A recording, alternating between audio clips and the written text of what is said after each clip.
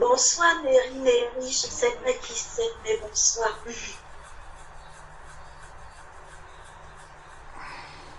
C'est surtout qu'on t'entend. C'est la sœur Erika de Brazzaville. Bonsoir. Comment tu vas, sœur Erika?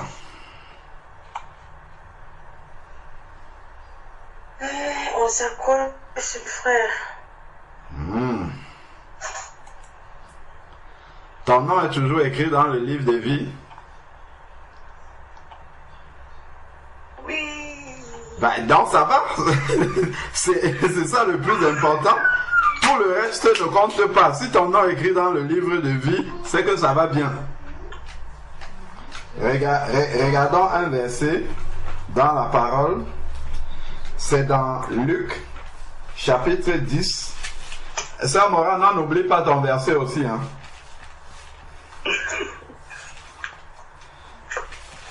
Luc, chapitre 10. C'est ça qui nous manque, en fait, pour qu'on soit dans l'attitude que le Seigneur attend de nous.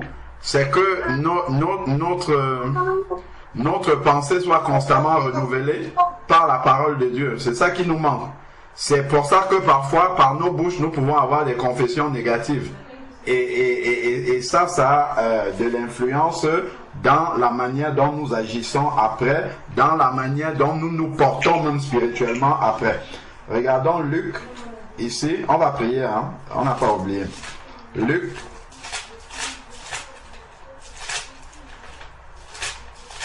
c'est juste pas, voilà, Luc chapitre 10, verset 19 à 20. Luc 10, verset 19 à 20. Sœur Erika, si tu peux le lire, s'il te plaît.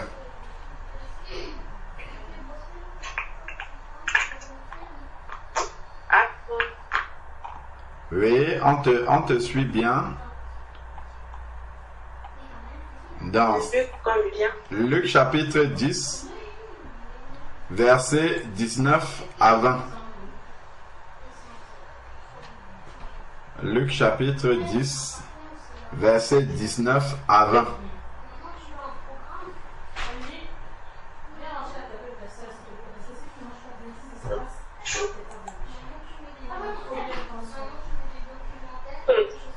Verset 19 à 20. Oui. Désolé, de bruit, je ne dors pas. Pas de problème.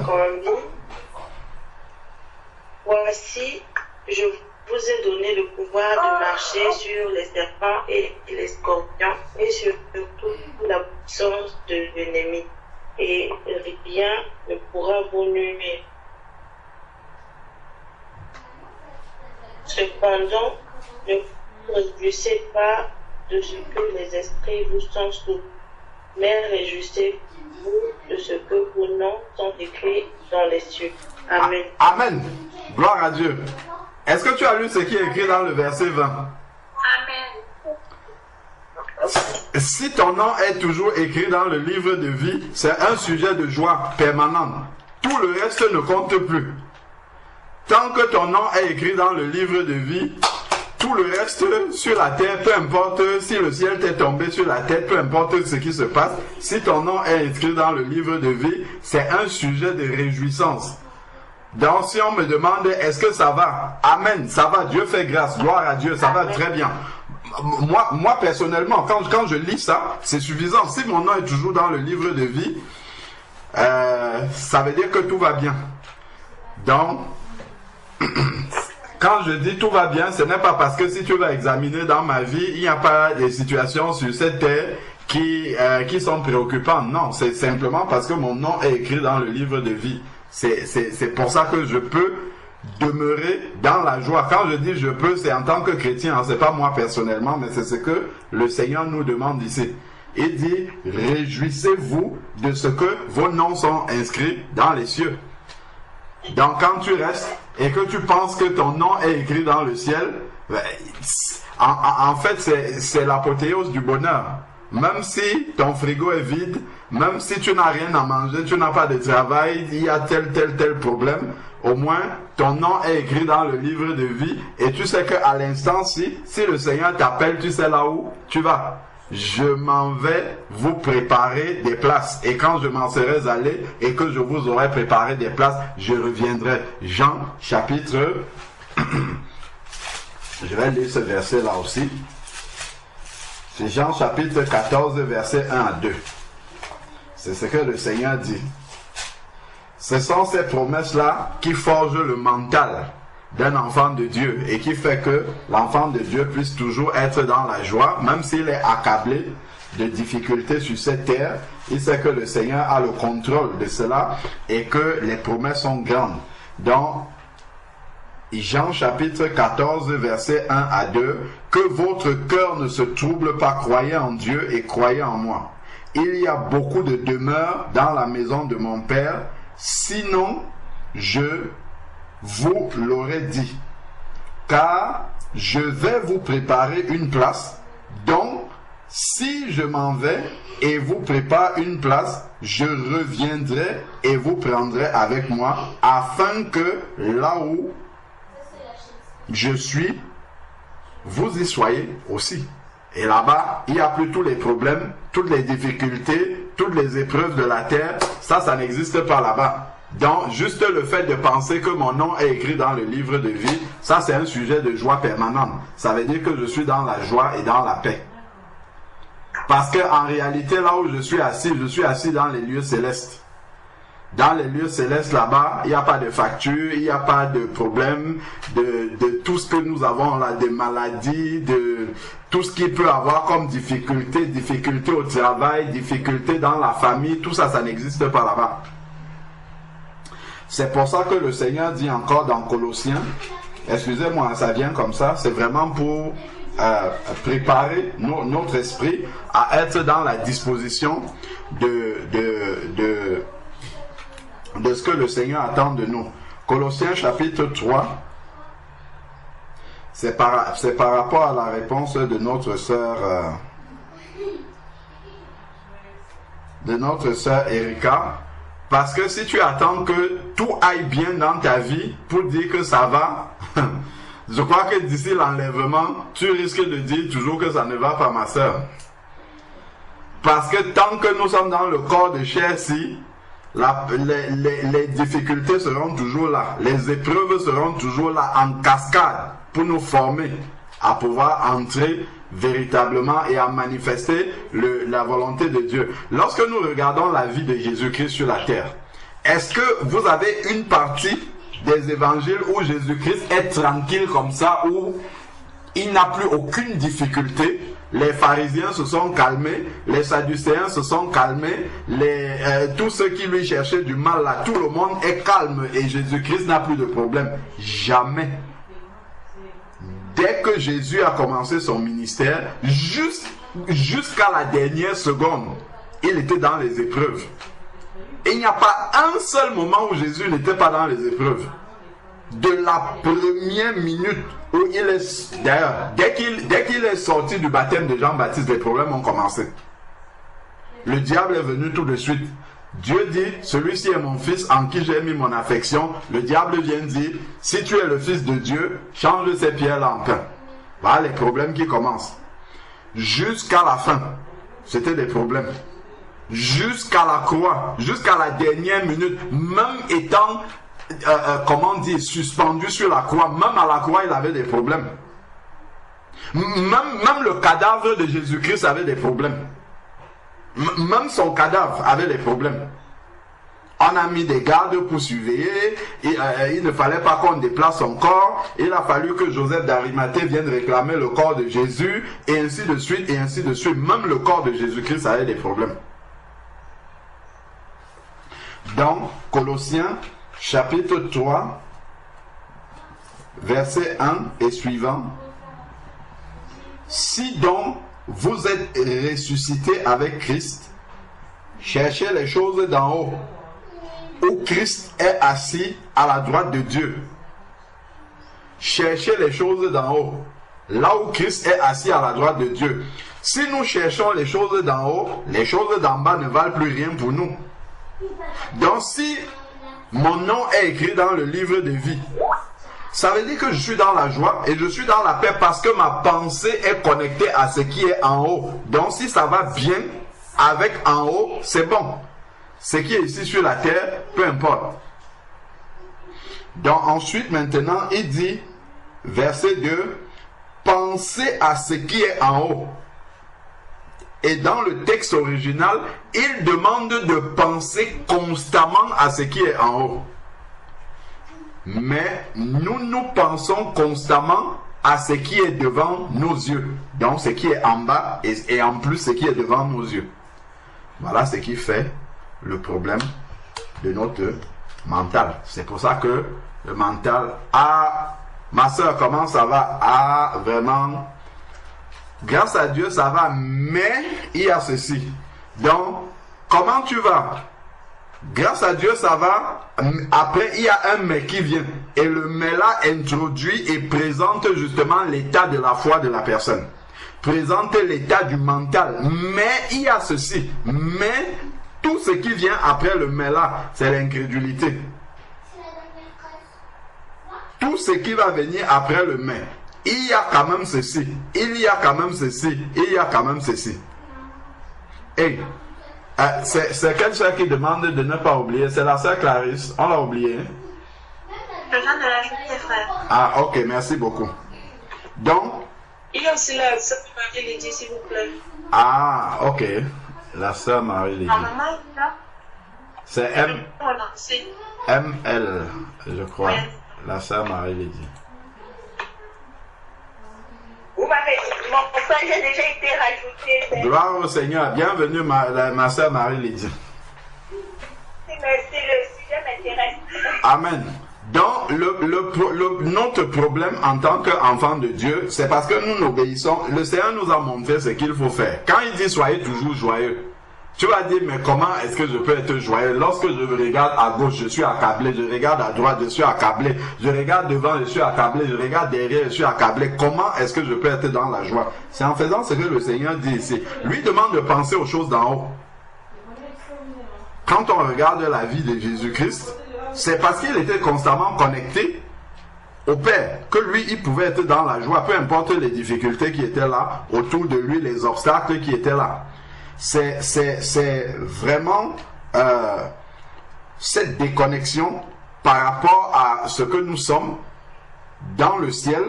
C'est ça qui fait en sorte que nous soyons souvent, nous, les enfants de Dieu, nous manquons souvent de joie. Nous sommes souvent limités, mesurés. Mais il y a ceci, mais parce que nous nous définissons par ce qui est en bas. Nous ne nous définissons pas par ce qui est en haut. C'est ça le problème. Jésus, lui, l'a dit, les disciples étaient en train de se réjouir de quoi? De ce qu'ils chassaient les démons. Chasser les démons, ce n'est pas mauvais. Mais chasser les démons, c'est encore les choses d'en bas. Parce qu'il n'y a pas de démons dans le ciel. Ce sont les choses d'en bas. Oui, nous devons chasser les démons. Mais c'est ça qui faisait leur joie. Ils étaient dans la joie parce que, bon, ils voyaient les démons leur être soumis. Ça leur montrait qu'ils avaient une certaine autorité. Ils étaient contents. Le Seigneur dit que, mais si c'est ça votre sujet de joie, cette joie-là, c'est ce qu'il y a derrière. Cette joie-là n'ira pas très loin. Ça ne peut pas vous combler. Certes, les démons vous sont soumis, ainsi de suite. Déjà, dès qu'un démon va te résister, cette joie-là va partir. Et d'ailleurs, c'est arrivé une fois qu'il y ait un démon, le démon qui projetait l'enfant dans le feu et dans l'eau, le démon a résisté aux disciples. Et puis le papa de l'enfant est venu le dire au Seigneur. Et quand le Seigneur a chassé le démon, les disciples sont venus dire pourquoi nous n'avons pas pu le chasser. Et c'est sûr qu'ils n'étaient pas dans la joie. Cet enthousiasme et cette joie-là était complètement diminuée. C'est pour ça que Jésus leur avait donné la recette. Cependant, réjouissez-vous de ce que votre nom est écrit dans le ciel. Donc, et comment demeurer dans cette réjouissance-là, c'est en pensant constamment aux choses qui sont en haut. Pensez à ce qui est en haut. Et d'ailleurs, comme si ce n'était pas suffisant, il dit, et non ce qui est sur la terre. Normalement, en pensant aux choses d'en haut, ça devrait suffire. Il dit, et non sur ce qui est sur la terre. C'est pour dire qu'en fait, il ne faut pas qu'il y ait un mélange entre les deux. Ce qui ne veut pas dire qu'il ne faut plus penser à ta famille, il ne faut plus penser à ton travail, il faut plus... Tu fais ces choses-là, mais ces choses-là doivent avoir une priorité basse. Tu le fais parce que le Seigneur demande également, comment dire, d'être un bon mari, un bon père, un bon ceci. Tu le fais avec la pensée. Même en faisant ces choses-là, c'est en étant connecté en haut. C'est-à-dire que tu peux faire ton travail.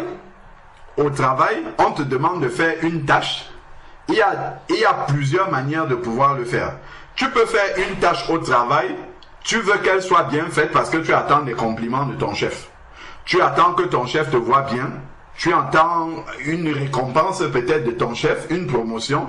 Comme tu peux le faire simplement pour que le Seigneur soit réjoui parce qu'il a demandé d'obéir à nos maîtres dans la chair comme à lui-même. Je le fais vraiment parce que je sais que au travers du travail que je suis en train de faire, je suis en train de servir Dieu. Parce qu'il a établi mon chef, qui est là devant moi, il est une image, il est une figure de Dieu pour moi. Parce que Dieu l'utilise pour m'apprendre à obéir, pour m'apprendre à servir. C'est-à-dire que je sais ce monsieur-là et ça m'entraîne à pouvoir savoir comment on sert Dieu après. Donc, je m'entraîne à cela, mais il ne faudrait pas que mon cœur soit tordu par rapport à ça. Parce que si je sais ce chef-là en étant intéressé, parce que c'est mon salaire qui m'intéresse, c'est une promotion qui m'intéresse, c'est d'être bien vu qui m'intéresse, c'est des compliments de mon chef qui m'intéresse. Si c'est ça qui m'intéresse, la manière de le servir est corrompue déjà dans mon cœur. Et quand je vais servir Dieu, mon cœur sera corrompu aussi. Parce que je vais m'approcher de Dieu par rapport à ce qu'il peut me donner, par rapport à ce qu'il peut faire dans ma vie, par rapport à ce qu'il peut débloquer. Donc, en fait, c'est lié. Dieu utilise les circonstances terrestres pour nous former pour les choses d'en haut. Donc, on peut faire ces choses terrestres-là, mais avec notre pensée tournée vers le haut. Donc ce n'est pas incompatible. Lorsqu'il dit penser constamment aux choses d'en haut et non celles qui sont sur la terre, il ne faudrait pas que on arrive maintenant chez Frère Georges. Frère Georges est seulement enfermé dans sa chambre en train de méditer la Bible. Il dit qu'il pense aux choses d'en haut. Entre-temps, il y a tout ce qu'il doit faire dans le foyer en tant que père, en tant que mari. Tout ça, il ne fait pas. Il dit non. On a dit de penser aux choses d'en haut. Donc moi, je vais seulement rester dans ma Bible. Ça serait mal comprendre. Parce que tu peux être en train de balayer le salon chez toi en ayant la pensée fixée vers le haut.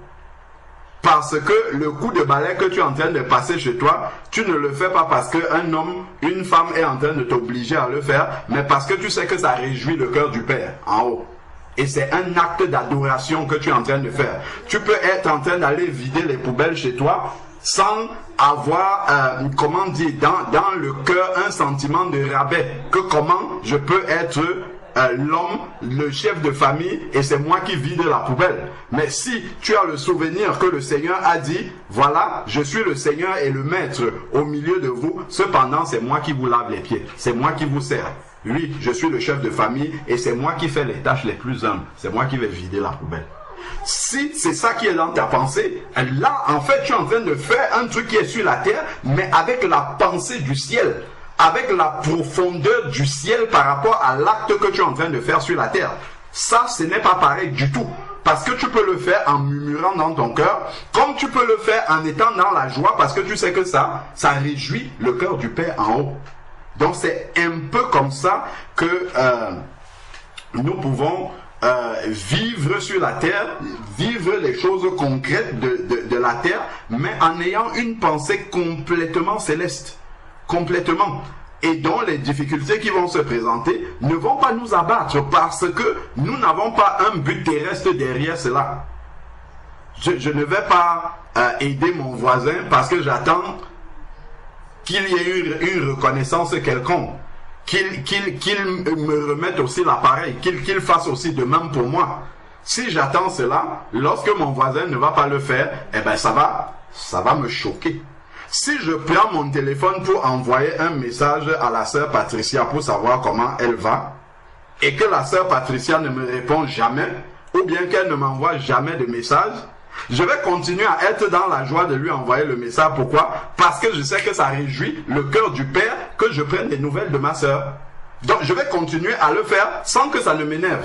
Mais quand je vais commencer à dire, mais pourquoi elle ne m'envoie jamais de messages, d'ailleurs moi je dis c'est terminé, même je ne lui envoie plus de messages. Ça veut dire que dans mon cœur, il y a une attente terrestre.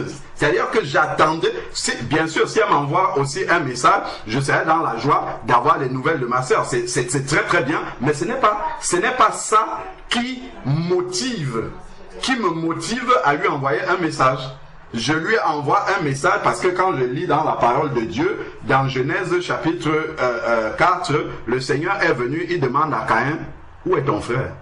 Il demande des nouvelles de son frère.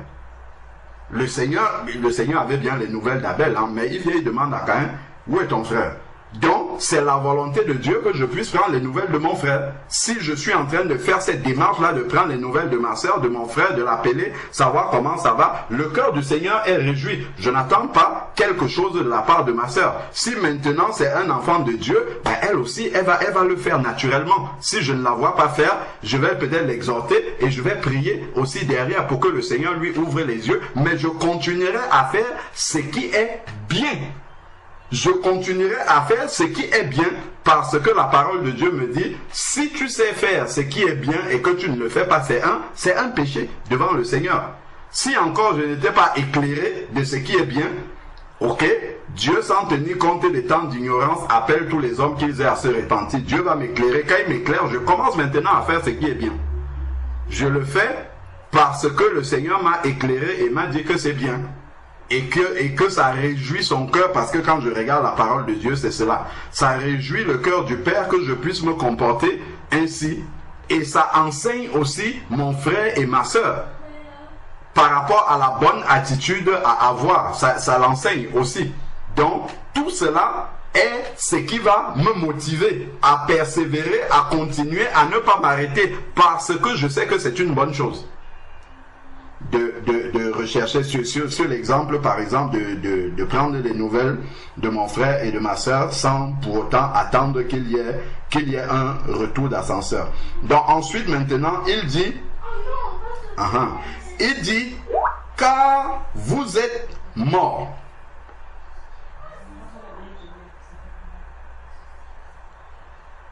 Ça, c'est une révélation, ça. Il dit, car vous êtes morts. C'est pour ça qu'on est passé dans les eaux du baptême.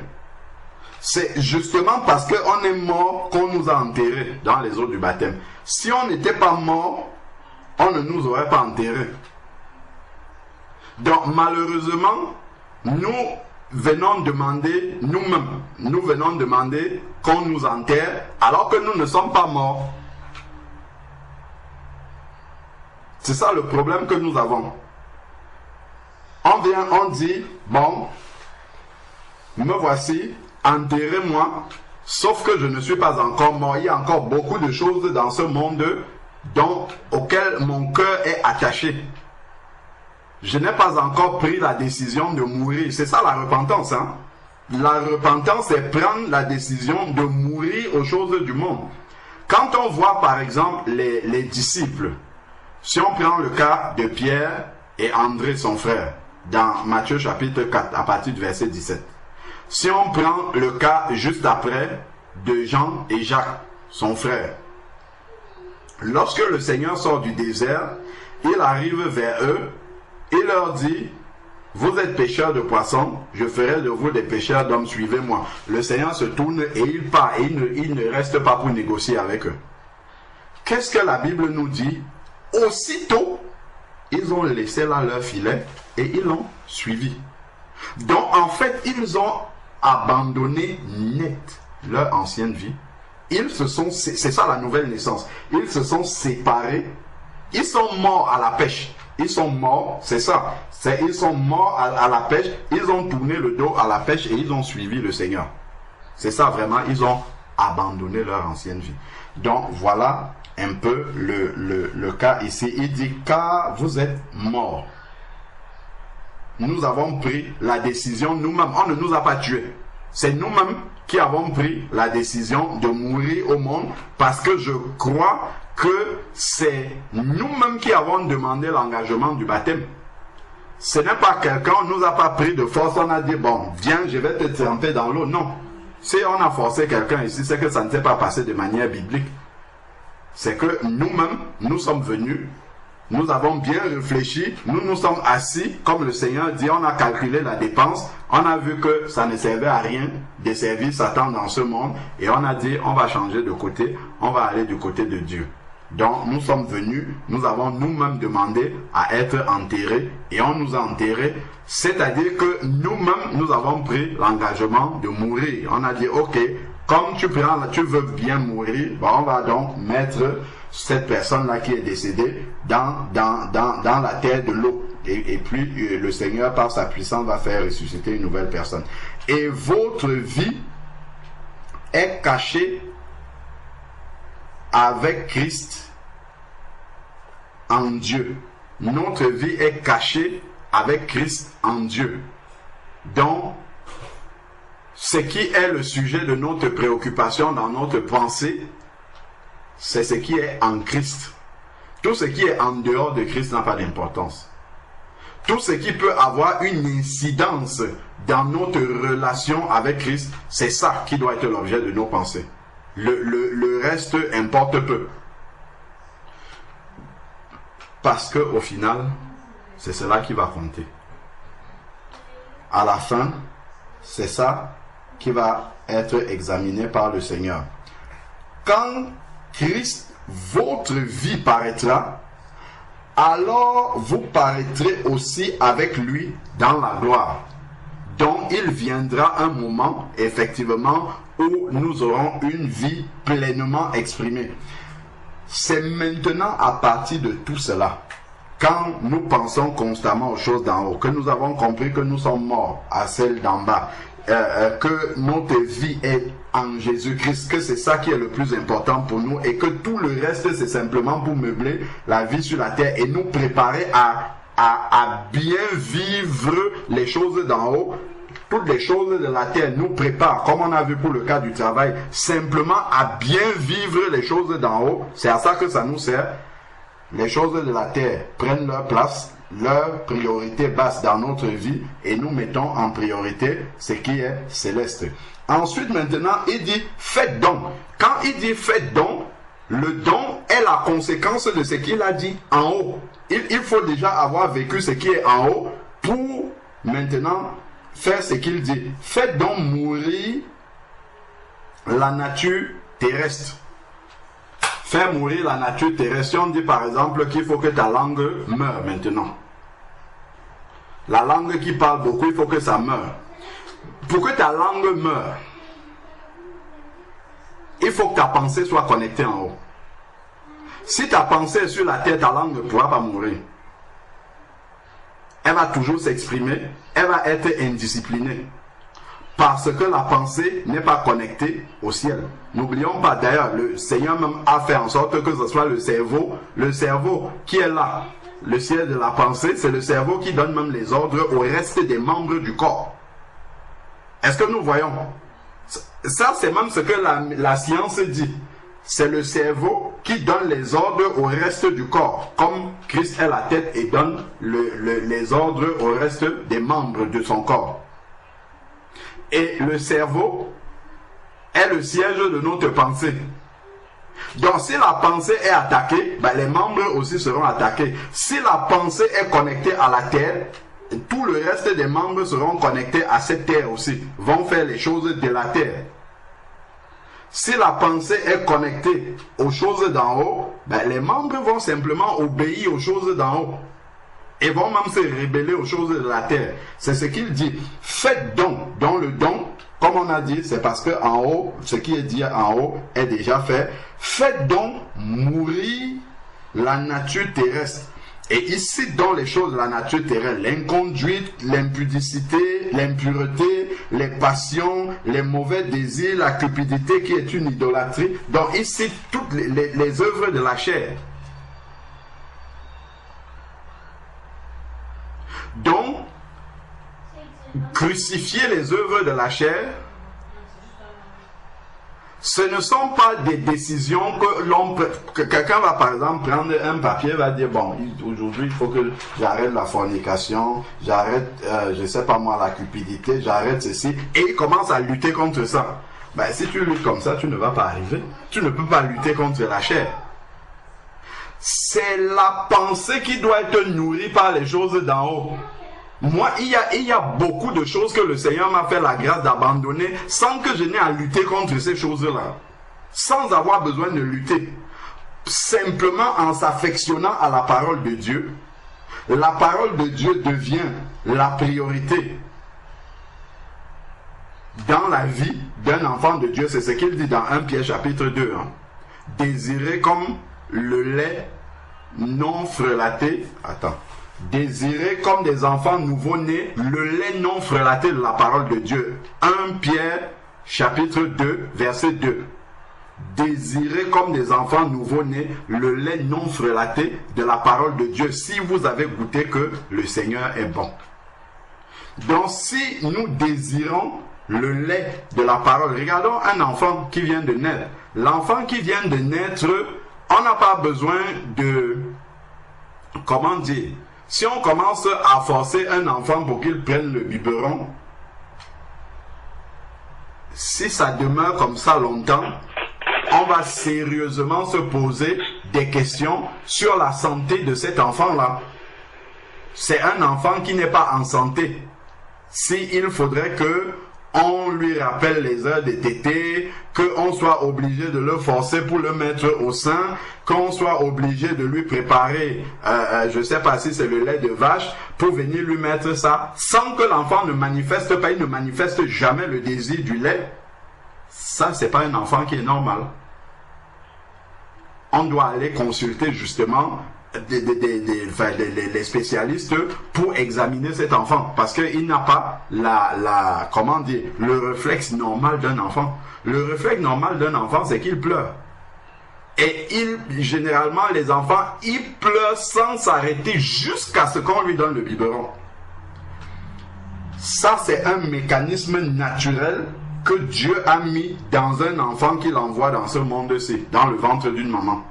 De la même manière, c'est le même mécanisme que le Seigneur a mis dans un enfant de Dieu qu'il fait naître spirituellement par rapport à la parole de Dieu. C'est le même mécanisme. L'enfant de Dieu désire, s'il n'a pas le repas de la parole de Dieu, il sent qu'il lui manque quelque chose. Et le profond désir de ce qui lui manque là, tant que ce n'est pas satisfait, il ne sera pas tranquille.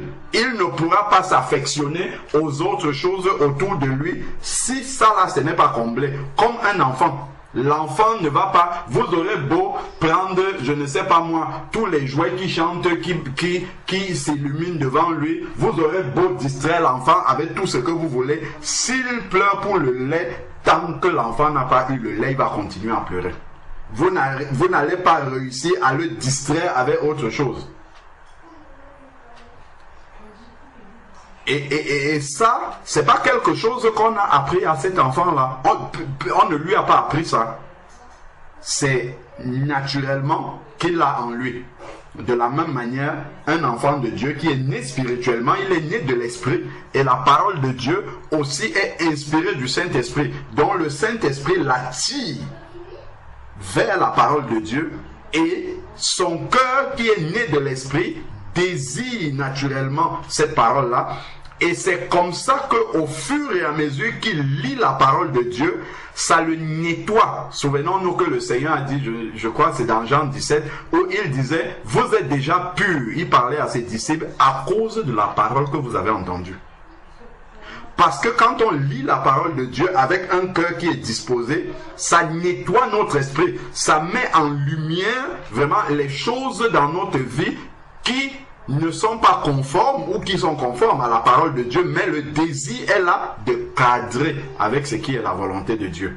Et c'est comme ça que nous commençons à abandonner les choses, les séries télévisées, c'est vrai que je n'étais pas beaucoup télévision, mais c'est pas quelque chose que quelqu'un m'a demandé de le faire. a pas besoin que quelqu'un vienne ici, qu'il me dise, il faut que tu jettes ta télé ou que tu n'aies pas de télé à la maison. Il peut avoir 100 télé ici à la maison, ça peut faire même un mois là sans qu'on allume une. Et le jour où je veux suivre les informations, je vais venir mettre, mais ça n'a aucune emprise sur moi.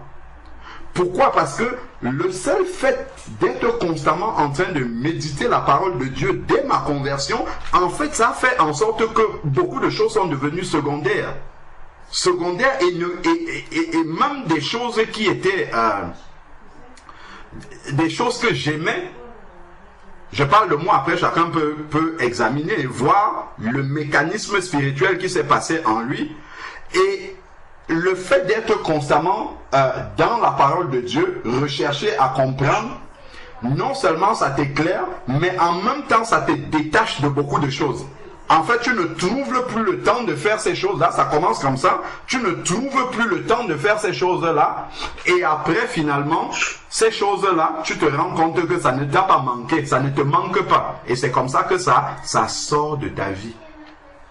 C'est comme ça que Dieu délivre. C'est comme ça que les choses d'en bas dont il est en train de parler commencent à tomber. Commencent à s'éparpiller. Avant, quand tu voyais une belle fille, tu disais, waouh, comment est-ce que je peux faire pour qu'elle devienne ma copine? Lorsque tu regardes la parole de Dieu. Romains chapitre 6, verset 23. Romains chapitre 6, verset 23. Hey. Romains 6, verset 23.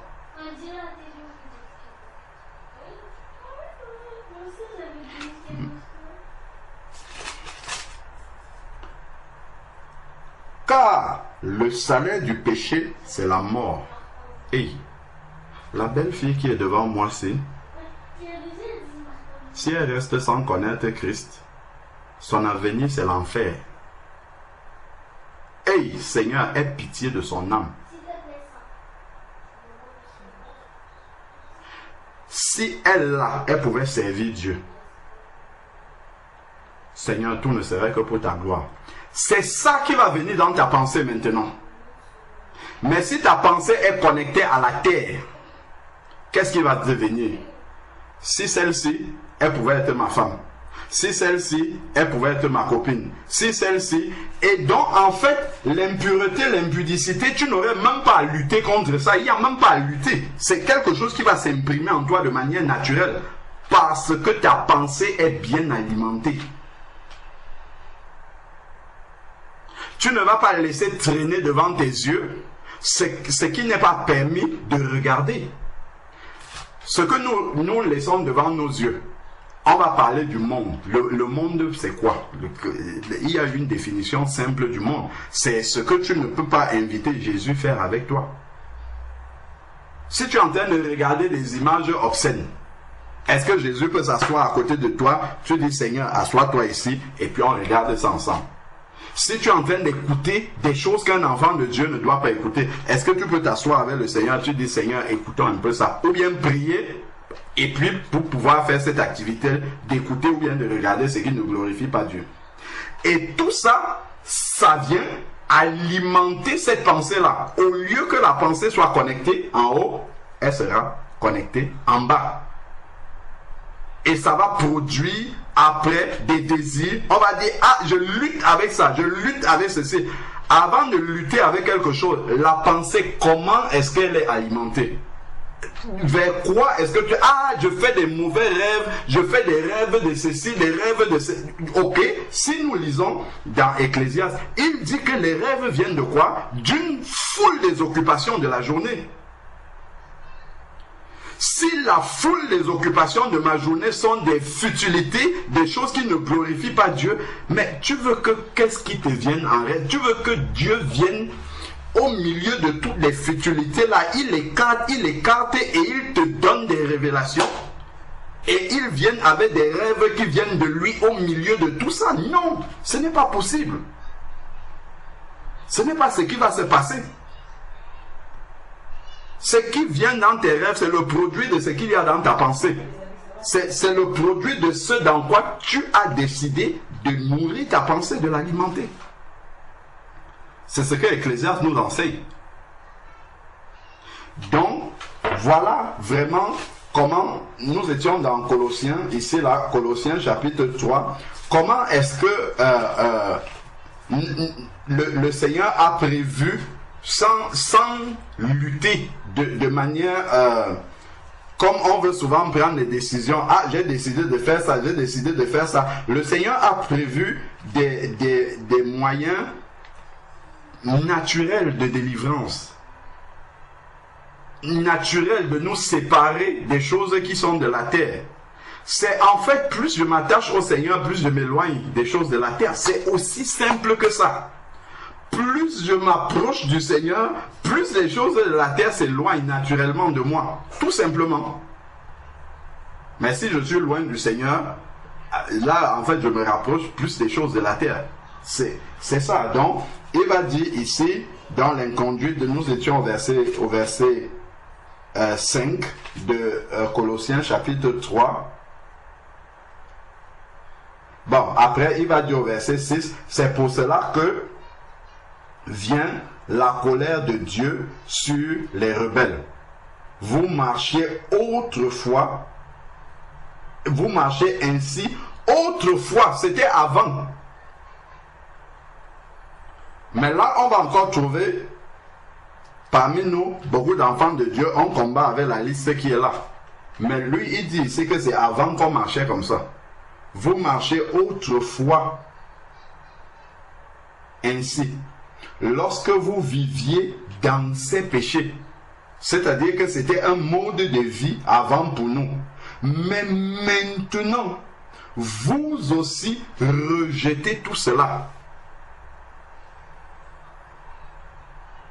Rejetez tout cela. Il le dit ici, rejeter, c'est comme un commandement. Et en le disant comme ça, rejeter tout ceci, ça veut dire que nous en avons la capacité. Déjà par la puissance du Saint-Esprit qui est en nous, et simplement en faisant ce que Dieu nous demande de faire, en nous attachant, en nourrissant notre pensée, en étant consacré dans notre cœur aux choses d'en haut, rejeter la liste rejeter la colère, animosité, méchanceté, calomnie, paroles grossières, qui sort de votre bouche. Je crois jeudi ou mardi, on parlait des paroles qui sortent de la bouche. Si tu es constamment en train de méditer la parole de Dieu, ton vocabulaire va changer. La langue va se discipliner et ne pourra plus dire certains mots. Parce que ces mots-là vont commencer à peser pour sortir de ta bouche. Si tu as l'habitude de louer le Seigneur en esprit et en vérité, il y a des mots qui ne pourront plus sortir de ta bouche. Il y a des mots qui seront censurés naturellement par l'Esprit de Dieu de ta bouche. Ça ne pourra pas sortir.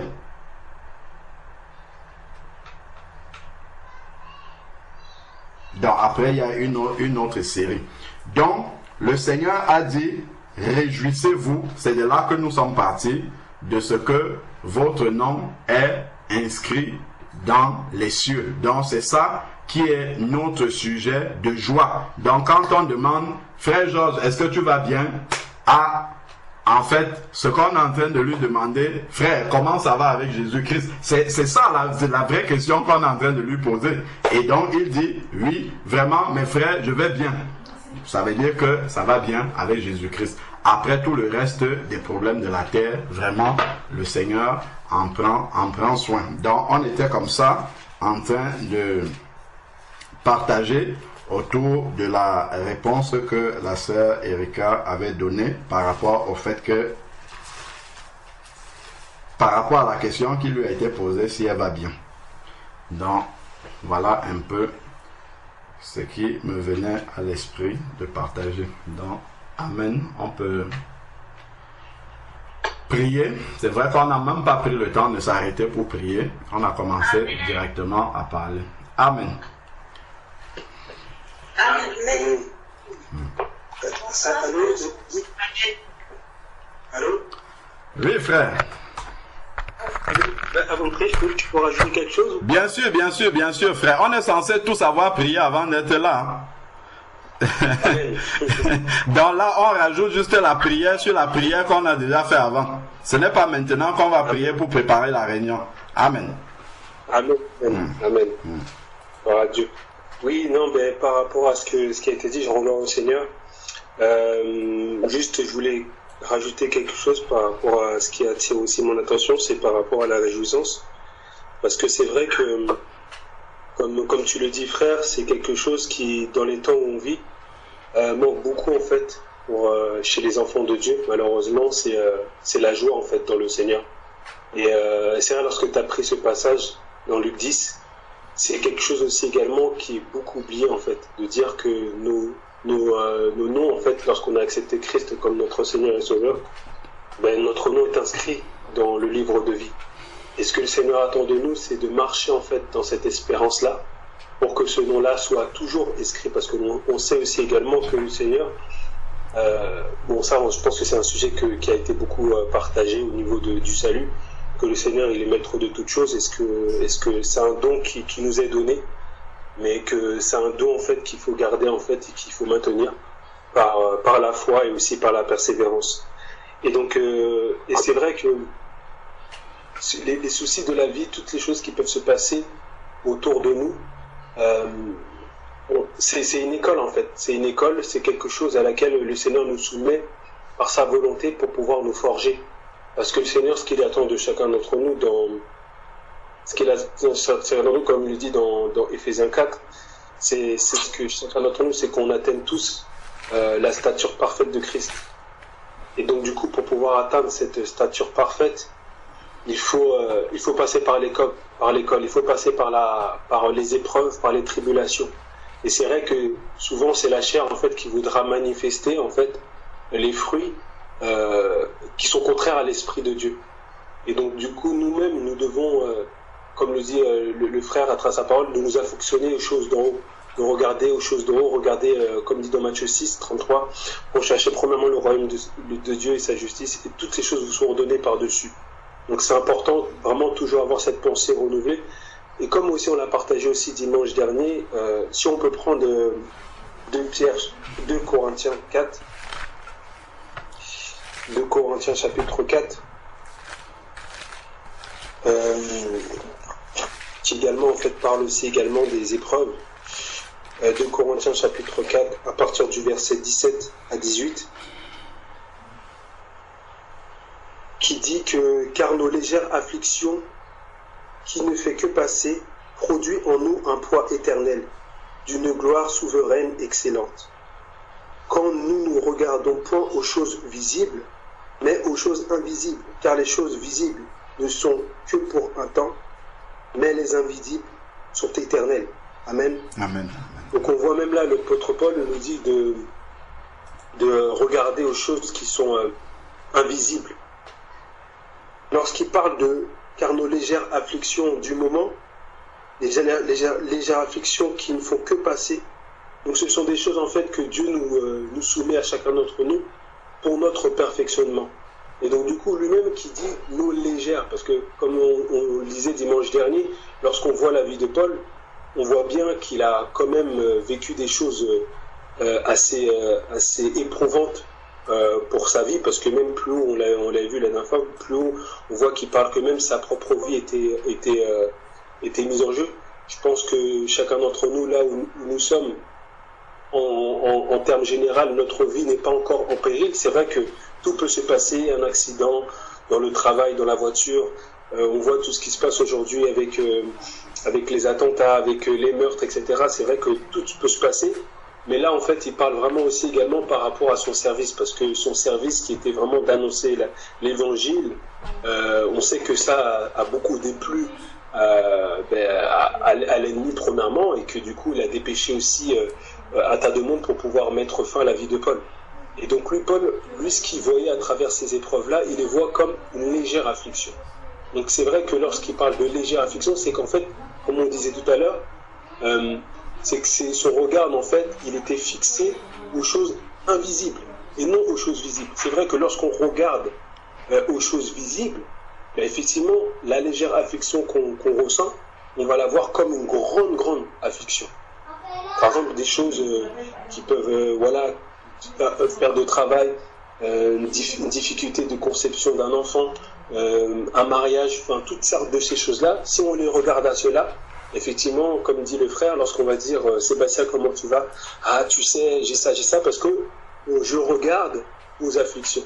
Alors que si, comme il dit dans le verset 18, Paul dit, car nous ne regardons point aux choses visibles, mais aux choses invisibles, parce qu'en fait, les choses invisibles, et ça revient dans Luc chapitre 10, lorsqu'il dit réjouissez-vous que vos noms soient inscrits dans les cieux. C'est des choses qui sont éternelles, les choses invisibles. Les choses visibles sont temporaires.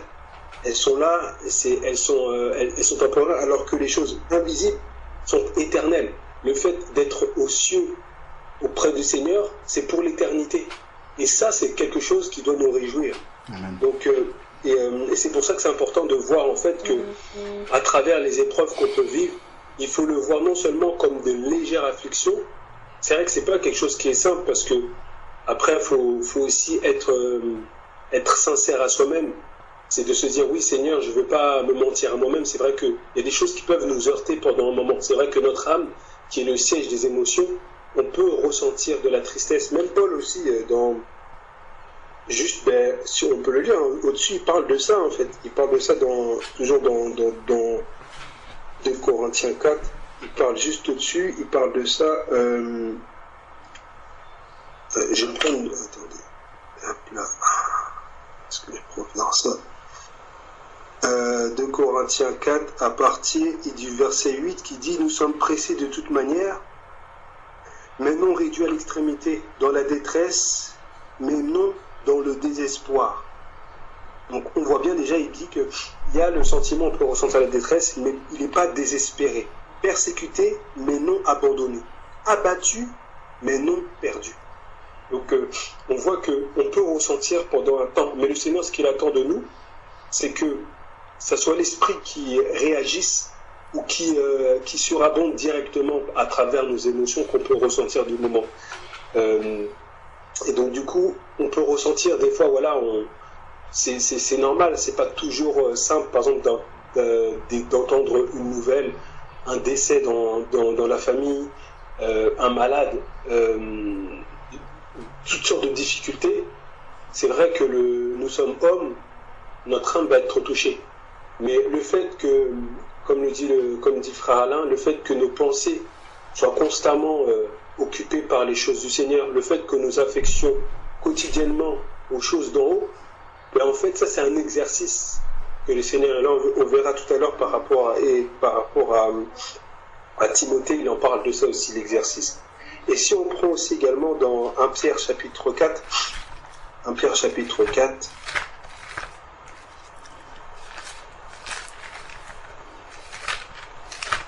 un Pierre chapitre 4, donc un Pierre chapitre 4, à partir du verset 12 à 13, qui dit « Bien-aimés, ne soyez pas surpris comme d'une chose étrange qui vous arrive de la fournaise,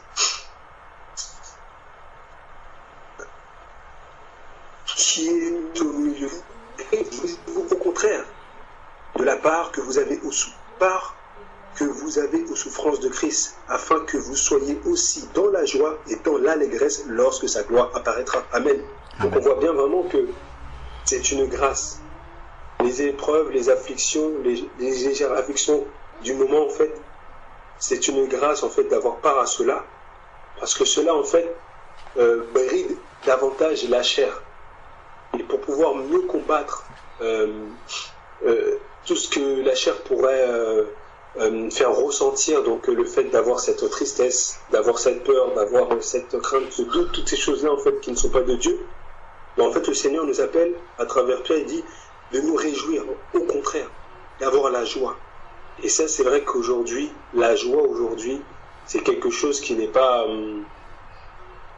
courante. Aujourd'hui, on parle plus de tristesse, on parle plus de guerre, on parle plus de peur, de meurtre, on parle tout ce qui est contraire en fait à la joie. Et surtout lorsque tout va mal. Et encore plus malheureusement dans l'Église. Alors qu'en fait, c'est la joie, en fait. C'est la joie qui doit abonder, qui doit surabonder à travers les épreuves. Et comme il dit, de ne pas être surpris. Là, il dit, ne soyez pas surpris comme d'une chose étrange qui vous arrive, de la fournaise qui est au milieu de vous pour vous éprouver. Donc on voit bien que le fait, on ne peut pas être surpris.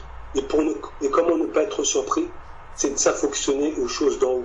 Le fait que notre vie quotidienne soit, on soit constamment en relation, qu'on ait une relation intime avec le Seigneur.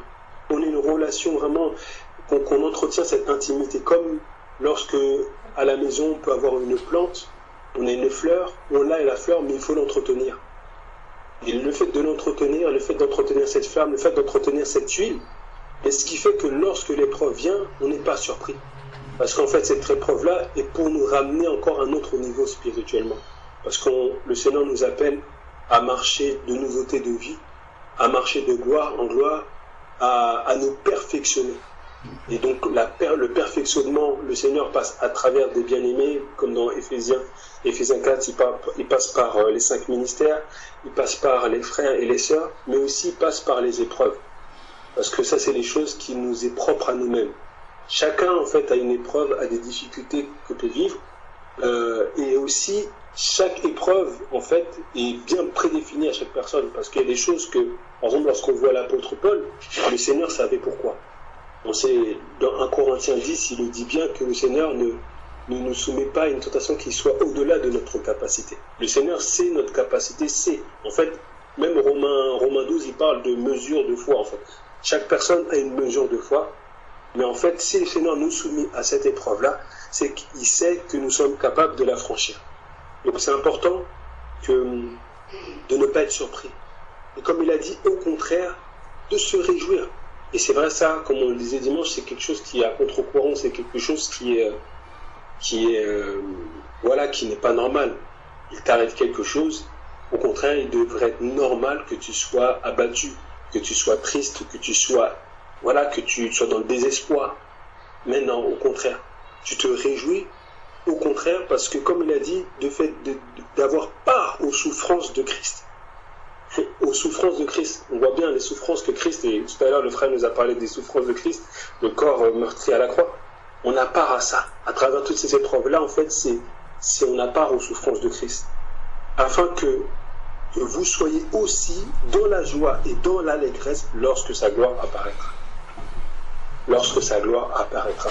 Donc vraiment, c'est quelque chose d'important d'avoir cette réjouissance. Et on sait que la réjouissance, dans Philippiens, on peut prendre aussi Philippiens 4.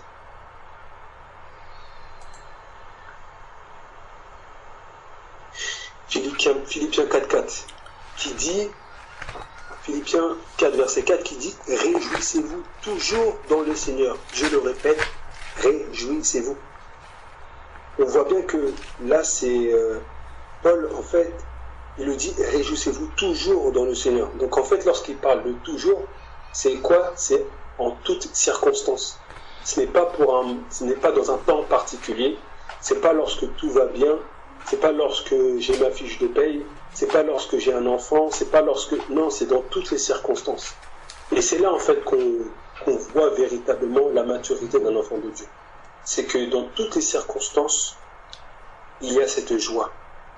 Et là, il dit, je vous le répète, je le répète, réjouissez-vous. Et pourquoi il dit ça? Parce que lorsqu'on lit là c'est Philippiens 4, si on prend Philippiens 3, il dit quelque chose d'important dans Philippiens 3 par rapport à la réjouissance, donc à la joie. Philippiens 3, verset 1, donc dans Philippiens 3, verset 1, il dit « Au reste, mes frères, réjouissez-vous dans le Seigneur. » Après, il dit quoi? Je ne me lasse point de vous écrire les mêmes choses, et pour vous, cela est salutaire. On voit bien que la réjouissance, la joie, peut déterminer le salut. Parce qu'en fait, effectivement, si nos pensées ne sont pas renouvelées, si nos pensées ne sont pas occupées aux souches du Seigneur, lui, l'ennemi, ce que l'ennemi veut, on nous dit dans Matthieu 24, s'il est même possible de séduire à même les élus, mais il va passer par la séduction et même faire croire ah ben non, ben finalement, ça sert à rien, le Seigneur il t'a abandonné.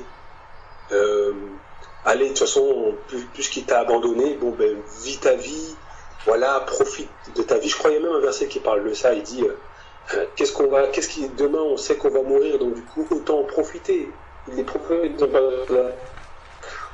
autant profondément, on va arriver tous, et même les païens aussi malheureusement disent ça. De toute façon, on regarde, par exemple lorsqu'on parle des gens, on parle des maladies. Et ça c'est quelque chose aussi qui est très troublant en fait pour l'homme. C'est de voir par exemple, on va voir une vie d'un païen qui a fumé toute sa vie, mais il va mourir à un âge assez correct, entre guillemets, c'est-à-dire peut-être 80 ans, 96 ans. Alors, un sportif de haut niveau, il n'a jamais fumé, il n'a jamais bu, il fait du sport, mais il meurt à 20 ans. Donc l'autre qui va voir ça, il va dire, mais ça sert à quoi de mortifier mon corps, de faire tous les efforts, de ne pas prendre des choses qui nous nuisent, alors qu'en fait tout le monde va mourir, et même des fois peut-être que tu vas même mourir plus vite que moi. Autant que je profite. Et c'est ça en fait le problème par rapport à ça. Et c'est pour ça que là le Seigneur il dit de se réjouir lorsque tu as la détresse, lorsque tu es dans les difficultés, d'avoir cette réjouissance. Et pourquoi en fait cette réjouissance? Qu'est-ce que c'est la réjouissance et d'où vient la réjouissance? Si on prend dans Galates 5, on voit qu'en fait que la réjouissance qui vient de la joie est tout simplement un fruit de l'esprit. En Galates 5, le verset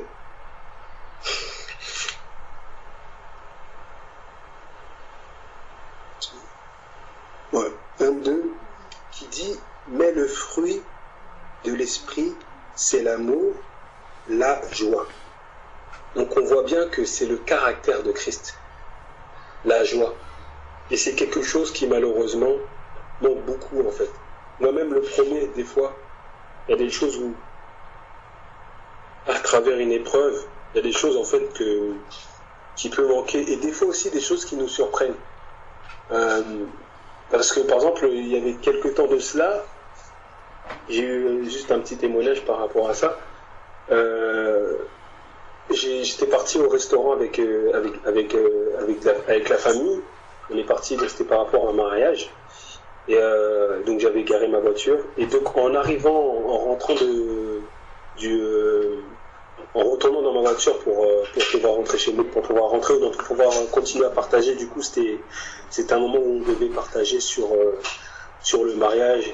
Donc parce que quelqu'un qui devait aller se marier, donc du coup on avait pris le temps avec lui pour pouvoir partager le mariage. Donc on avait mangé au restaurant. Et j'arrive, je vois ma voiture, elle est toute cassée. Et sur le coup, moi-même, en fait, ma pensée, elle était étonnée de mon cœur, en fait. Dans le sens où mon cœur, en fait, j'avais cette paix instantanément. Je n'étais pas trop, au contraire, ça m'a mis, j'en ai même ri, entre guillemets. J'en ai ri, mais j'étais pas troublé, je n'étais pas, mais ma pensée pouvait me dire, mais comment ça se fait, regarde, on a cassé ta voiture. Et en plus de ça, autour de soi, parce que des personnes qui étaient là, il y avait la famille, qui étaient là, ils disaient, wow, etc., ils ont cassé ta voiture. Et même eux, il y en a même, ils étaient encore plus en colère, alors que c'était même pas leur voiture, ils étaient en colère, alors que moi-même, j'étais en paix. J'étais en paix et j'avais dit, non, mais c'est pas grave, ce n'est que matériel. Non, mais etc. Et c'est vrai, tu te dis, c'est dommage, on est là, je suis garé dans un parking de restaurant, et certainement la personne qui a cassé ma voiture était un client du restaurant. Il aurait pu simplement venir dire oui, désolé, j'ai cassé votre voiture, et il est parti. Et vraiment, honnêtement, la première réaction, je n'ai pas eu de rancœur, je n'ai pas eu de peine, de tristesse. Je n'étais pas dégoûté, on a cassé ma voiture. Vraiment, j'avais cette paix-là.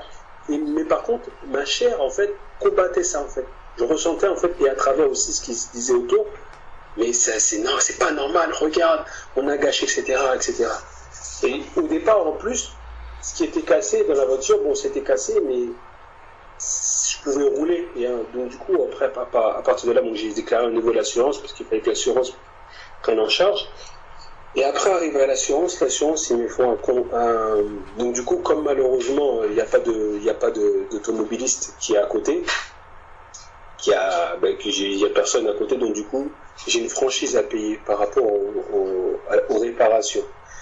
Et donc du coup, lorsque l'expert il arrive et il m'annonce la facture, il m'annonce une facture de près de 4 000 euros. Près de 4 000 euros. Et vraiment même là aussi, il y a 4 000 euros, mais en fait la franchise, parce qu'au départ je m'attendais à payer peut-être une centaine d'euros, grand maxi, parce que je pensais que c'était en fait c'était pas, visuellement parlant, c'était pas très cassé. Mais en fait, je ne m'étais pas rendu compte qu'à l'intérieur, il y avait quand même des organes qui ont été cassés, le radiateur, etc. Il y a eu une fuite au niveau du liquide rafraîchissement. Bon, elle avait pris un sacré coup, mais visiblement, ça ne se voyait pas. Et donc, du coup, lorsqu'ils m'ont annoncé ça, ils m'ont dit, voilà, sur cette partie-là, vous allez payer près de 800 euros, etc. Et même ça, par rapport à ça, c'est quelque chose qui aura pu me mettre dans une, comment dirais-je, dans une inquiétude, en me disant, voilà, regarde, j'avais mes plans, j'avais ceci, cela, comment ça se fait, etc. Mais le Seigneur, en fait, juste avant, il avait déjà pourvu des choses que des fois, on ne se rend pas compte, que Dieu pourvoit en amont, et le Seigneur nous demande d'être fidèle. Comme il dit dans sa parole, l'économe fidèle. C'est-à-dire que ne pas être là, être comme un insensé en faisant des choses, en faisant du gaspillage ou acheter des choses par-ci par-là. Mais le Seigneur prévoit des choses, tu ne sais pas pourquoi, mais le Seigneur te dit, voilà, ne t'inquiète pas, ça c'est pour lorsque viendra la difficulté. Et il s'avère que la difficulté est venue d'une manière inopinée. Et comme il dit comme on a lu tout à l'heure dans 1 Pierre chapitre 4, il a dit, ne soyez pas surpris. Et c'est ça en fait, c'est-à-dire que lorsqu'on n'est pas surpris, en fait le Seigneur c'est lui qui est notre pourvoyeur. C'est lui qui pourvoit à nos besoins. Et des fois, on le dit parfois par rapport à des mots, mais malheureusement, dans les actes, on ne les vit pas. Et franchement, je rends gloire à Dieu à ce niveau-là, parce que, naturellement, et là, ça a été un témoignage, parce que du coup, j'ai partagé aussi aux personnes en leur disant ça, que vraiment, on n'a pas à s'inquiéter du lendemain, on n'a pas à s'inquiéter de qu'allons-nous faire, qu'allons-nous manger, qu'allons-nous boire. Ce sont les païens, en fait, qui ont ces pensées-là, en fait, comme c'est pense toujours oui, mais comment on va faire, regarde, il y a cette facture qui est tombée, voilà, il y a les impôts ils sont tombés, comment on va faire ceci, cela. Le Seigneur il pourvoit. Simplement, nous, on a simplement à croire au Seigneur et à nous réjouir dans le Seigneur. Parce que Paul le dit, réjouissez-vous toujours dans le Seigneur, je vous le répète, réjouissez-vous. Et donc du coup, par rapport à ça, comment en fait aussi, parce que c'est vrai que des fois on peut, comme la sœur elle a dit, c'est vrai qu'il y a cette sincérité, et ça c'est important aussi, je pense, que d'être, en tant qu'enfant de Dieu, d'être sincère, ne pas faire semblant en fait en disant tout va bien, mais dans notre âme on est meurtri. C'est important, je trouve que c'est quand même quelque chose d'important d'avoir cette spontanéité, cette sincérité. Après maintenant, le Seigneur nous appelle comment en fait du coup, au lieu que ça soit la chair qui manifeste toutes ces choses-là, comment ces fruits-là en fait doivent se manifester et doivent même surabonder. Et comme on l'a dit tout à l'heure, c'est le fait d'avoir toujours les pensées occupées au Seigneur. Et ça, c'est un exercice. Si on prend déjà juste, on était tout à l'heure dans 1 Pierre 4, dans 1 Pierre 4, il nous dit au départ, 1 Pierre chapitre 4, à partir du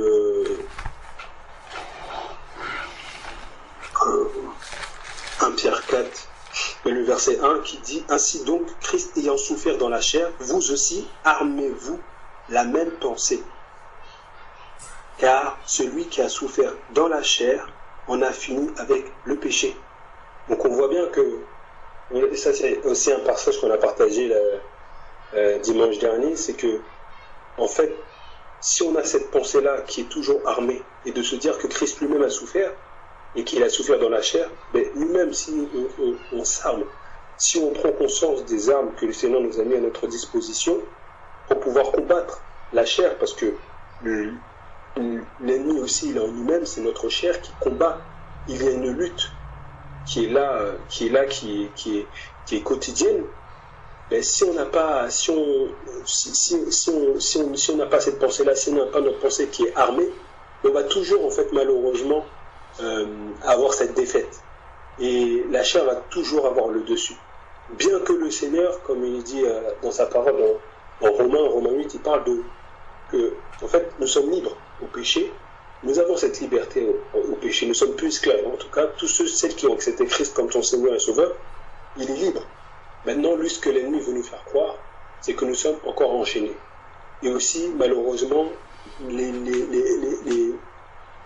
où on a eu de plus grandes difficultés, l'ennemi peut taper aussi dessus pour que notre chair soit davantage prenne le dessus.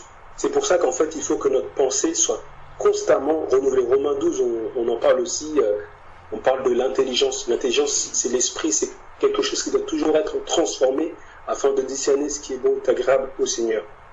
Et donc du coup, et on voit même Paul aussi, hein, il parle de ça, il parle de combat en fait, le fait de lorsqu'on s'arme en fait, au bout d'un moment, le Seigneur nous donne cette puissance et la chair en fait, elle est assujettie. Et c'est pour cela, par exemple, lorsque je vous ai parlé par rapport au témoignage, ou même des choses va surprendre, c'est-à-dire que la réaction première, c'est l'Esprit de Dieu qui va se manifester, mais c'est parce qu'en fait, il y a eu un combat avant, et un combat qui a été gagné. Parce que Paul le dira aussi dans Corinthiens 2, il me semble, il dit Christ nous a fait triompher de toutes choses pour répandre à travers nous la bonne odeur de Christ. Christ nous a fait triompher. Donc, on triomphe. En fait, la chair, en fait, est assujettie. Et si on prend justement dans 1 Corinthiens 9, justement, par rapport à cela, Paul en parle. Parce que lui-même, Paul aussi, à travers son ministère, il y avait quelque chose qu'il avait besoin de faire, et c'est normal, parce que nous-mêmes aussi, nous sommes dans ce combat-là, parce que nous avons toujours cette chair-là, mais c'est de la maîtriser. Dans 1 Corinthiens 9, verset 27, qui dit à la fin, qui dit « Mais je traite durement mon corps et je le tiens assujetti de peur d'être moi-même rejeté après avoir prêché aux autres. » Mais je traite durement mon corps. Lorsqu'il parle de corps, c'est pas je traite mon corps comme un sportif. Non, c'est je traite mon corps, ma chair. C'est-à-dire que vraiment, il la tient, vraiment, il la traite. Et en la traitant mal, en la malmenant, la traitant vraiment durement, c'est que les pensées sont davantage en Christ. Ce qui fait qu'en fait, ça, la chair, en fait, on a horreur. Et ça la fait trembler. Et plus nos pensées, plus notre vie est attachée au Seigneur, plus nous affections à la parole du Seigneur, ben plus en fait la chair, en fait, elle est traitée durement. Et en fait, comme il a dit, et je la tiens assujettie. C'est-à-dire qu'en fait, elle est maîtrisée. Elle ne bouge plus. Elle est maîtrisée. Et c'est ça le combat, en fait. C'est ça, en fait, ce que le Seigneur nous attend de nous. Le fait qu'on atteigne à la stature parfaite de Christ. Qu'on dise à la chair, tais-toi. Et elle se tait. Et même, sans même, des fois même parler, mais la chair, en fait, elle est déjà assujettie. Et ça, c'est une merveilleuse victoire. Et c'est quelque chose, en fait, que chacun d'entre nous, en fait, c'est le combat. C'est là où la chair domine. C'est là où la chair a la plus de facilité à passer. Et d'autre part, on sait tous que, par exemple, aujourd'hui, une personne va nous dire ah ben viens, fume, naturellement, mais en fait, c'est l'Esprit de Dieu. Ça va même pas, la question ne va même pas se poser. Parce qu'en fait, là, la chair, je veux même dire, elle n'a même pas pris naissance dans ce domaine-là. Par contre, il y a d'autres domaines où là, la chair, elle a eu beaucoup de victoires dans le passé. Et peut-être que là, aujourd'hui, elle a encore quelques victoires, mais le Seigneur nous appelle à l'assujettir. Et c'est les épreuves qui nous permettent d'assujettir ces choses-là, d'assujettir la chair. Et donc on voit bien que c'est un combat. Et donc si on prend aussi également toujours dans la même pensée, le fait d'avoir comme il dit Paul, de traiter durement, on voit que c'est quelque chose qui est quotidien. Dans 1 Timothée chapitre 4,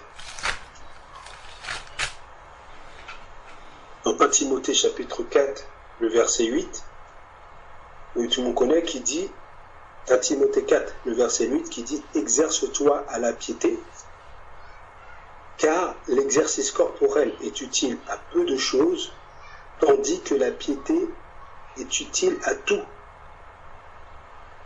Exerce-toi à la piété. On voit bien qu'en fait, c'est un exercice en fait. L'exercice de la piété, c'est s'exercer, s'affectionner aux choses d'en haut. Il faut que toujours on ait cette... Et en plus, cet exercice-là, en fait, ça ne doit pas être une peine. Parce qu'en fait, c'est par amour. Parce que bien souvent, comme aussi, je crois, le frère Alain a parlé de ça, si on énumère la liste, ne pas faire ça, ne pas faire ça, on ne va jamais y arriver. Mais si on s'affectionne de choses d'en haut, si on a cet amour, parce que Jésus dira, il y a 2 commandements, aime ton Dieu et aime ton prochain. Donc c'est l'amour. Si on n'a pas cet amour à servir le Seigneur, cet amour à lui plaire, cet amour à lui obéir, et si on fait les choses par contrainte, ben malheureusement, en fait, on va arriver peut-être un temps, au bout d'un moment, on ne va plus arriver. C'est comme lorsqu'on fait un exercice aussi corporel. Si on fait la chose de manière... si on regarde les sportifs, il y a des choses qu'ils le font, c'est une passion qu'ils ont. C'est difficile de réussir si c'est quelque chose que tu fais pour faire pour que tu fasses la chose. Il faut qu'il y ait un minimum de plaisir en fait dans ce que tu fais. Mais là, c'est encore même plus l'exercice de la piété, c'est par amour, parce qu'en fait, c'est vraiment entretenir ma relation avec le Seigneur. Parce qu'on voit que, comme il dit, l'exercice de la piété, exerce-toi la piété. Il dit car l'exercice corporel est utile à peu de choses, tandis que la piété est utile à tout. Qu'en fait, c'est à tout. Et c'est ça, c'est cet entretien, c'est cette relation, cette intimité avec le Seigneur qui nous permet de manifester le fruit de l'esprit. Et en l'occurrence, la joie. Donc c'est ça en fait, parce que c'est le fait d'avoir tout le temps, d'essayer d'avoir cet exercice. Donc du coup, on voit que c'est un combat, on voit que en fait, ce n'est pas naturel. On a été conçu, comme dit David, on a été conçu dans le péché, donc naturellement, la chair, en fait, elle est là, et naturellement, la chair va avoir des désirs contraires à l'esprit. Mais plus on a cette relation avec le Seigneur, plus on entretient, en fait, cette intimité avec le Seigneur, ben, plus, en fait, on traite durement notre chair. On la tient assujettie, comme dit l'apôtre Paul. Et ça, c'est vraiment une victoire. Ce qui fait que la chair, en fait, n'a vraiment pas elle n'avait pas de pouvoir déjà. Parce que lorsqu'on est en Christ, elle n'a plus de pouvoir. Parce que c'est l'Esprit de Dieu qui est là. Mais en fait, c'est que Christ grandit en nous. Parce qu'en fait, c'est ce que le Seigneur nous appelle à chacun d'entre nous. C'est que Christ grandisse en nous. Jean-Baptiste, il a dit, afin que je diminue et que Christ croisse. C'est comme ça dans notre vie. Christ prend naissance dans notre vie et il faut qu'il prenne de plus en plus de place. Et on sait très bien qu'il ne peut pas avoir de maître. Hein. Soit on haïra un et on aimera l'autre. Donc on ne peut pas aimer la chair et aimer le Seigneur. Le Seigneur a horreur du compromis. Le Seigneur a horreur même on le voit à travers les prophètes, lorsqu'on voit Ézéchiel, etc., lorsqu'il parle de l'adultère, il en a horreur de ça. Mais c'est la même chose. Si on s'affectionne aux choses de la chair, le Seigneur en a horreur. Et il voit ça comme de l'adultère. Donc le Seigneur nous appelle vraiment à l'aimer. Et donc lorsqu'on l'aime, on s'exerce, on prend soin de notre relation, on prend soin, on entretient cette huile qui est en nous. Et l'aimer, en fait, c'est vraiment avoir cette espérance de se dire, waouh, le Seigneur a inscrit notre vie, a inscrit notre nom dans le livre de vie. Seigneur, tu es merveilleux, je n'ai rien mérité pour ça. Que ton nom soit béni. C'est vrai que c'est lorsqu'on a les pensées qui sont constamment renouvelées, qui sont armées, ben c'est comme le Seigneur, il a dit, mon royaume n'est pas de ce monde. On voit bien que lorsqu'on voit à travers on voyait vraiment ce décalage entre il était Dieu lui-même qui était incarné en chair, on voyait vraiment ce décalage. C'était vraiment impressionnant. C'est pour ça que par l'intelligence humaine, c'est incompréhensible de dire que Jésus-Christ est Dieu. C'est incompréhensible. Mais par l'esprit du Seigneur, on voit en fait, on comprend pourquoi. On voit vraiment ce décalage lorsqu'on voit comment Jésus parle, lorsque à la fois il va ressentir les choses qu'un homme ressent, mais automatiquement, comme il a dit, non pas ma volonté, mais ta volonté, Seigneur. On voit vraiment le chemin, l'exemple qu'il nous a donné de suivre. Donc vraiment, j'en gloire à Dieu par rapport à la remarque de la sœur Erika, parce que je pense que c'est quelque chose que nous-mêmes, on peut vivre au quotidien. C'est quelque chose, faut être aussi honnête et sincère, parce que, comme je l'ai dit, plus haut il parle de ça, Paul il parle dans 2 Corinthiens 4, il parle en disant que abattu mais non abandonné. Et si juste pour, ça me fait penser à ça, ce qu'il a dit Paul, parce que si on prend aussi dans 2 Corinthiens 6 aussi, on voit en fait les persécutions qu'il a vécues dans 2 Corinthiens 6, et on voit en fait ce qu'il manifeste. Donc, je prends à partir du verset 1. Puisque nous travaillons avec Dieu, nous vous exhortons à ne pas recevoir la grâce de Dieu en vain. Car il dit, au temps favorable, je t'ai exaucé. Au jour du salut, je t'ai secouru. Voici maintenant le temps favorable. Voici maintenant le jour du salut. Ne nous donnons aucun sujet de scandale en quoi que ce soit, afin que le ministère ne soit pas un objet de blâme. Mais nous nous rendons à tous égards recommandables, comme serviteurs de Dieu, par beaucoup de patience, dans la tribulation, dans les calamités, dans les détresses, sous les coups, dans les prisons, dans les troubles, dans les travaux, dans l'éveil, dans les jeûnes, dans la pureté, par la connaissance, par la longanimité, par la bonté, par un esprit saint, par une charité sincère, par la parole de vérité, par la puissance de Dieu, par les armes offensives et défensives, au milieu de la gloire et de l'ignominie, au milieu de la mauvaise et de la bonne réputation. Et là, étant regardé comme imposteur, quoique véridique, comme inconnu, quoique bien connu, comme mourant, et voici nous vivons, comme châtiés, quoique non mis à mort, comme attristés, et nous sommes toujours joyeux. Je termine, voilà, c'est ce passage-là.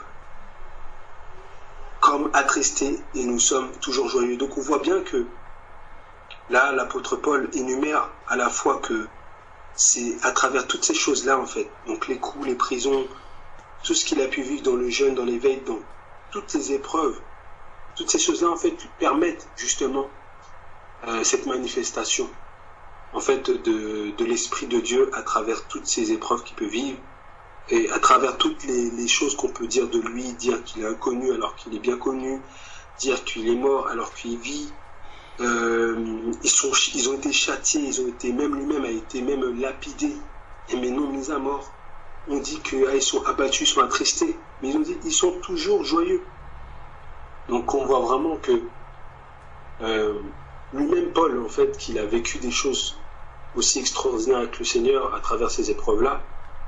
Je pense qu'aussi ça c'est une manière en fait aussi de nous-mêmes de nous remettre en question dans nos vies, de nous remettre en question dans les situations qu'on peut vivre et de les voir, comme dit Paul, comme des légères afflictions. Car juste pour terminer, dans Hébreux 12, il parle de ça.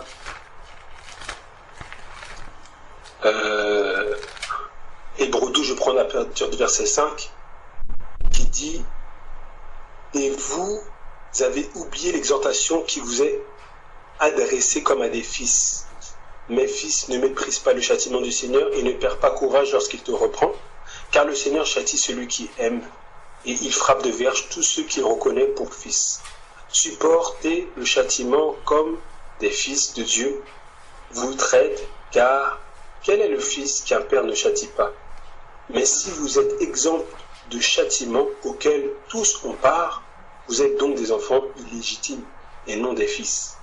D'ailleurs, puisque nos pères selon la chair nous ont châtiés et que nous les avons respectés, ne devons-nous pas, à bien plus forte raison, nous soumettre au Père des esprits pour avoir la vie? Nos pères nous châtiaient pour peu de jours, comme ils le trouvaient bon. Mais Dieu nous châtie pour notre bien, afin que nous participions à sa sainteté. Il est vrai que tout châtiment semble d'abord un sujet de tristesse et non de joie, mais il produit plus tard, pour ceux qui ont été ainsi exercés, un fruit paisible de justice. Amen. Donc on voit bien que là, il dit, il est vrai. C'est vrai que ce n'est pas... La chair, elle n'aime pas ça. C'est vrai que lorsqu'il parle de châtiment, on peut parler de correction. Toutes ces choses-là, en fait, que libéré dans Hébreux 12, c'est pour le perfectionnement. Parce que lorsqu'il dit que... il dit, dans le verset 8, il dit, mais si vous êtes exempts du châtiment auquel tous ont part, vous êtes donc des enfants illégitimes et non des fils. Mais puisque nous sommes des fils de Dieu, des filles et des fils, nous l'avons accepté. Donc le Seigneur, ce qu'il veut, c'est notre perfectionnement. Comme l'or, en fait, lorsqu'il est pris, il est brut, ou comme le diamant, il est brut. Il faut qu'il soit traité, poli. Il passe par différentes étapes pour pouvoir atteindre, en fait, cette beauté, cet éclat, pour que ça soit quelque chose d'une grande valeur. Mais nous-mêmes, le Seigneur, à ses yeux, nous sommes d'une grande valeur, mais il faut, en fait, qu'on soit taillé, qu'on soit véritablement dépoussiéré. Le Seigneur, il a dit, il attend une épouse qui sera sans ride, ni tache, ni rien de semblable. Donc, du coup, toutes ces choses-là, en fait, fait partie, en fait, de l'école du Seigneur. Les châtiments, les épreuves, les difficultés. Lorsqu'on voit Job, on connaît tous l'histoire de Job, on voit bien que Job, c'était un homme intègre. Mais on voit bien que l'intégrité ne te rend pas exempt des épreuves. Déjà, parfois, des fois, malheureusement, beaucoup de gens prennent l'exemple de Job en attribuant à des situations, alors qu'en fait, la situation que les personnes vivent, c'est le résultat de leur désobéissance. Donc, des fois, souvent, il y a un manque de discernement à ce niveau-là en disant, là, est-ce que ce que je vis, est-ce que c'est la conséquence de mes choix, de ma désobéissance, de mon péché, ou c'est une épreuve auquel le Seigneur me soumet pour me ramener à un autre niveau. Et ça, c'est important en tant qu'enfant de Dieu de discerner ça, parce que beaucoup font l'amalgame, beaucoup, malheureusement, moi-même, voilà, et de toute façon, c'est important, c'est pour ça que Paul, dans 2 Corinthiens, chapitre 12, lorsqu'il parle de sa vie, lorsqu'il a dit oui, il parle de son témoignage, et après il parle de sa faiblesse. Il a dit, j'ai prié 3 fois. Lui-même, il voulait savoir, mais pourquoi en fait j'ai cette écharpe? Et le Seigneur a répondu, ma grâce te suffit. Car, et là il a compris pourquoi il avait ça. Il a compris non pas cette écharpe-là, il a compris non pas parce que c'est la conséquence d'un péché, la conséquence d'une désobéissance au Seigneur, mais c'est parce qu'il ne s'enorgueillisse pas. Donc nous-mêmes, le Seigneur peut nous soumettre à des situations, il nous soumettra quoi qu'il arrive pour notre perfectionnement et aussi même pour ne pas tomber sur certaines choses. Donc c'est important de pouvoir discerner. On voit bien que là, il dit dans le verset 11, donc, il est vrai que tout châtiment semble d'abord un sujet de tristesse et non de joie. On voit bien, c'est pour ça qu'il y a cette sincérité. On est enfant de Dieu, mais en fait on est encore sur cette terre. Et c'est vrai que des fois peut-être je trouve que parfois il manque un peu d'équilibre dans la mesure où pensons comme si on n'est pas des robots, dans la mesure où on n'a pas de sentiments, on n'a rien, on a encore l'âme. Donc il y a des choses qui peuvent se produire en nous et c'est normal en fait. Il faut pas que ça soit quelque chose qui nous accable en disant que comment ça se fait, je ressens de la tristesse, comment ça se fait, je ressens du doute, parce que même Paul, on le voit Paul. Après, c'est pas pour excuser, c'est pas pour dire ben c'est bien, mais en fait c'est de se dire voilà, il se passe ça, mais comme il a dit, mais il produit plus tard. C'est-à-dire qu'en fait c'est quelque chose, le Seigneur nous appelle à ce que ça se produise. Plus en fait on avance avec lui, plus en fait la chose qui peut arriver, par exemple, la première fois ça arrive, ça produit la tristesse, et ça prend un temps pour que ça produise de la joie.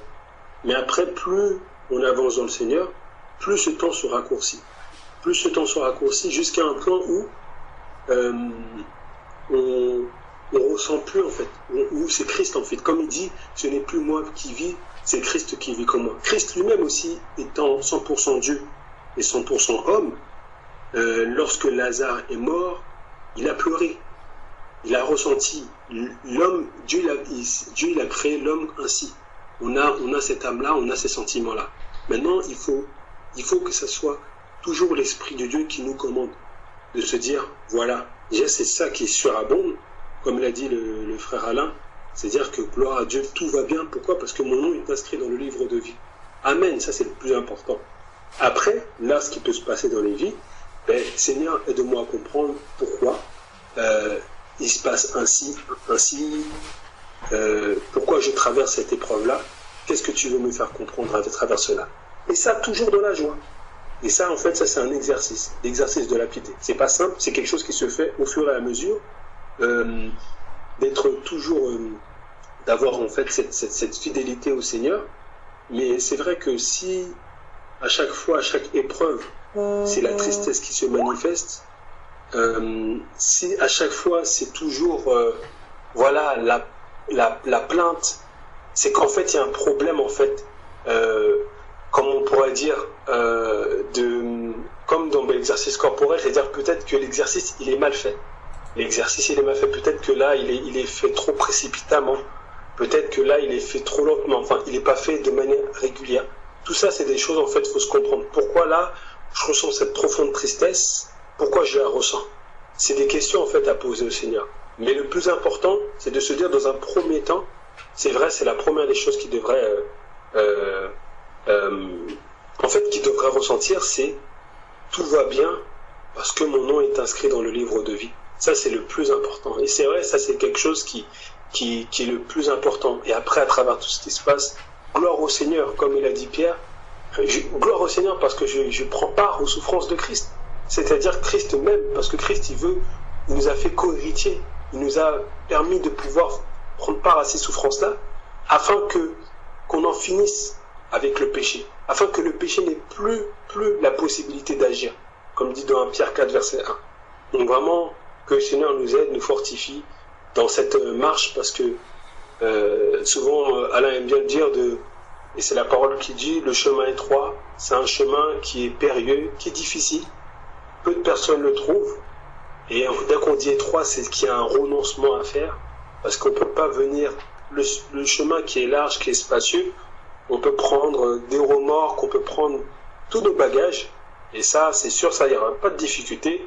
Et par contre, lorsque le chemin est étroit, moi, je ne sais pas si j'ai... En tout cas, moi, des fois, je fais l'expérience, entre guillemets, même lorsqu'on parle, je pars en voyage, des fois, il peut y avoir des difficultés de choisir des vêtements. Des choses, mais là, je vais prendre ça, je vais prendre plus ça. Non, là où lorsque le chemin est étroit, c'est l'essentiel. C'est Christ. Et Christ saura. Il te dit, ben voilà, tu prends ce vêtement-là, ne t'inquiète pas, ce vêtement-là ne s'usera pas. Comme il a fait avec le peuple d'Israël. Tu prends ces chaussures-là ne s'useront pas. Et simplement, et foi en moi. Donc du coup, ne pas avoir les pensées qui soient toujours occupées par les choses de la chair, mais que nos pensées soient toujours renouvelées, afin que vraiment la joie en fait soit toujours là. Philippiens 4, il dit, réjouissez-vous toujours dans le Seigneur. Je le répète, réjouissez-vous. De se réjouir dans toutes les circonstances, dans la maladie, dans la mort, dans la perte d'emploi, dans toutes les choses qui sont difficultés. On le voit, des fois on peut voir des témoignages des gens qui sont décapités dans la joie. Enfin, des choses, moi j'ai vu des fois, j'ai vu des vidéos comme ça, tu les vois, c'est la joie qui manifeste. Tu te dis, est-ce que c'est réel? Mais je crois que c'est réel, véritablement. Parce que on voit bien les apôtres. Les apôtres, là, dans Actes, ils étaient contents d'être lapidés. Ils étaient heureux. Ils disaient, gloire au Seigneur. Aujourd'hui, je ne sais pas si aujourd'hui on peut dire gloire au Seigneur lorsqu'on se fait virer de notre emploi parce qu'on a été traité de prosélyte. Je ne sais pas si on va dire gloire au Seigneur. Amen. Moi, je ne sais pas, moi le premier. Donc c'est pour ça que c'est important de toujours en fait de s'affectionner aux choses du Seigneur, afin que vraiment là même qu'on essaye d'atteindre la stature parfaite de Christ, et que vraiment, en fait, parce que dans l'épître de Jean, il dira celui qui aime le Seigneur, en fait, doit vivre tel qu'il a vécu. Tel qu'il a vécu, je crois que c'est dans 1 Jean chapitre 2, il me semble, ou 1 Jean chapitre 3. Et donc, du coup, c'est comme il a vécu. On voit la vie de Jésus, c'est une vie de renoncement, c'est une vie une vie, en fait, de difficulté dans la chair. La chair, elle est traitée durement, même très très durement, même physiquement parlant, jusqu'au sang avec la souffrance. Mais on voit que l'esprit, en fait, il est vivifié. Donc que le Seigneur nous garde, soyez bénis, amen. Amen. Merci, frère. Amen. Gloire à Dieu. Amen. Amen. Amen. Gloire au Seigneur. Gloire à Dieu. Bonjour, frère.